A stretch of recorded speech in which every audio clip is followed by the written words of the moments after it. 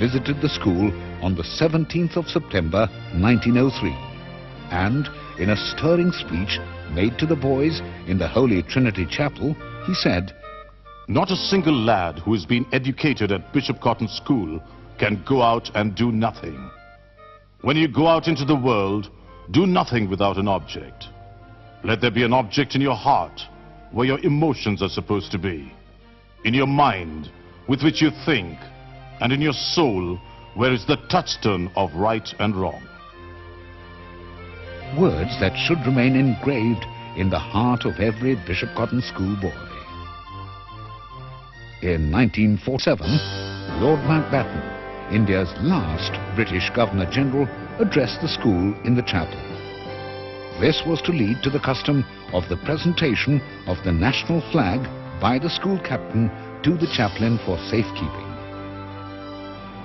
This ceremony of presentation on the 15th of August continues to this day.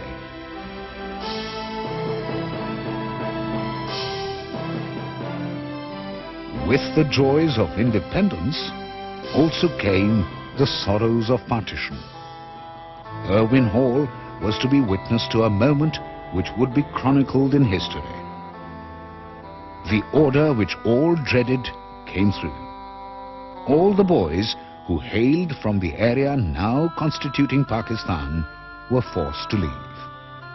In a moving ceremony of farewell, the then school captain, Hassan Aga, led the departing boys into Irwin Hall in single file and then led them out, not among cheers of his fellow students according to old tradition, but in deep and sorrowful silence, while the rest of the school stood with respect. An era had passed. A new age was beginning. In the years that passed, batch after batch of old boys passed through the portals of the school, going on to some of the best-known colleges in India and abroad, and thence on to careers of immense variety and distinction. Generals, admirals, chief ministers, members of legislative assemblies, industrialists, doctors, scientists, writers, artists, entrepreneurs, economists, social development workers, and others of international repute proudly acknowledged their debt to this great school. Gradually, between the 1950s and the mid-60s, practically the entire faculty of staff left, with the exception of a few legends. The school was well into its second century, and the challenge of a new and changing India was gradually making its presence felt upon the school. This was the time when an illustrious old boy took over, Major R.K. von Goldstein, an outstanding sportsman and scholar. The period under Major Goldstein was one of some duality.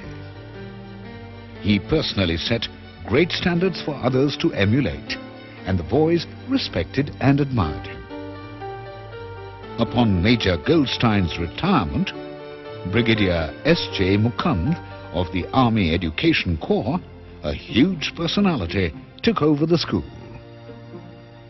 Towards the end of his 10-year period, Brigadier Mukund's health began to fail, and the years 1985 and 1986 saw much uncertainty.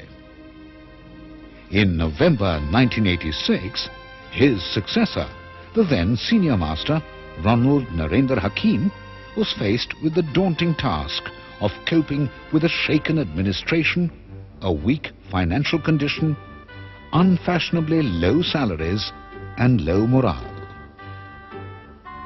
But with faith, enormous courage, the support of many of the more senior members of the staff, and a new, more tightly knit and committed board of governors, Mr. and Mrs. Hakim were able to set the school firmly on the path of betterment and toward regaining its unqualified position of prestige as one of the best institutions in the continent.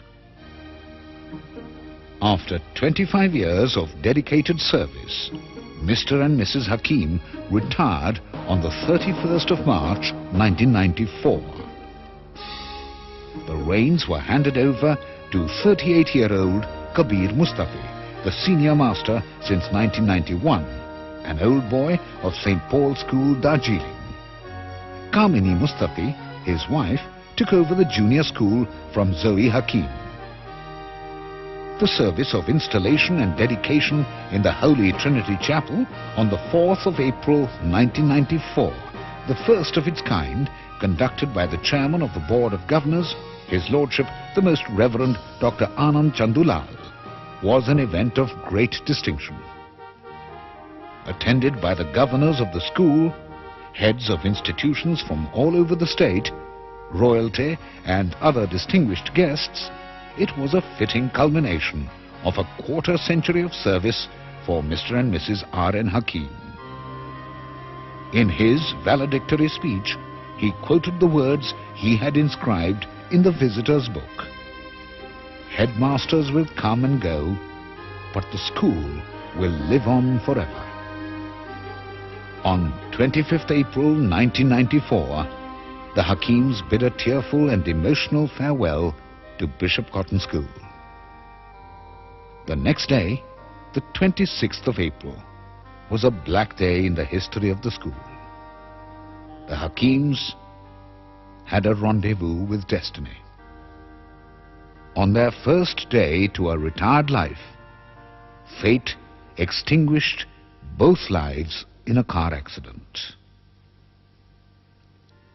Today, a cherry tree planted by the Hakim's elder son, squadron leader Anup Hakim, Lefroy 1975, and the headmaster in the rear garden of the lodge, stands growing steadily in memory of the departed couple. But every end marks a new beginning. The school now stands aggressively poised, capable again of competing with the best in the world, striving for excellence in deportment and pastoral care, in academics and extra and co-curricular activities. Training a child in the way he should go, so that when he's old, he does not depart from it. Producing men of honor and commitment.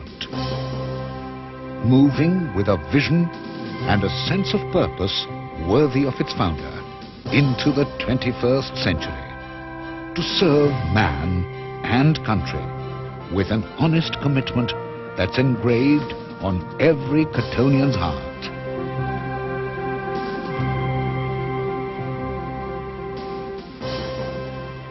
Overcome evil with good.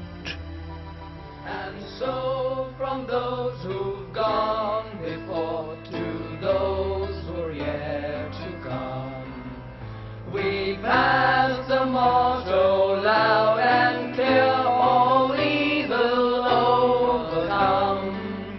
As true as is a brother's love, as close as ivy grows, we'll stand for square throughout our lives, to every wind that blows. And we'll not forget that motto, Cotton's motto: you must never, never, never be overcome. When both friends and fortune fail, when wild fears and doubts assail, with our motto we'll prevail.